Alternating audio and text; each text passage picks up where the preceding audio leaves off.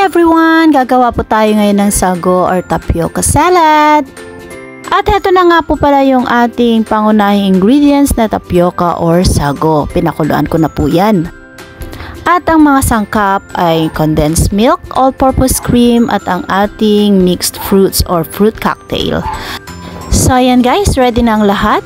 Kaya naman umpisa na nating paghaluin. Lagay muna natin ang ating sago sa isang bowl. At ilagay natin ang ating fruit cocktail or yung mixed fruits. Ayan. At syempre ang ating all-purpose cream. All-purpose cream. Ayan. Lagay natin lahat. Mas masarap. And syempre ang ating condensed milk. Ngayon pa lang natatakam na ako habang aking minimix.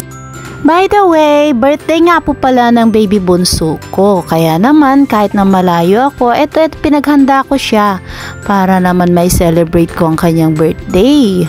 Kahit na hindi kami magkasama. Ituloy lang po natin ang ating pagmekos-mekos, mekos-mekos, ayan. Hanggang sa maghalo-halo lahat. Hanggang sa mag-mix-mix-mix lahat. Ayan guys, kung gusto mo ng dessert na matipid, pero masarap, ayan guys, gawin nyo na po ito. And kung gusto mong mas magiging masarap to, pwede mo po siyang haluan ng cheese. Ayan. Pero optional lang naman yun guys. Kung gusto mo lang, kung ayaw mo, edi don't.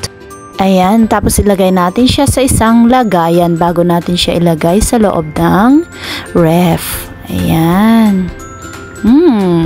Tcharan! Ayan na ang ating sago or tapioca salad.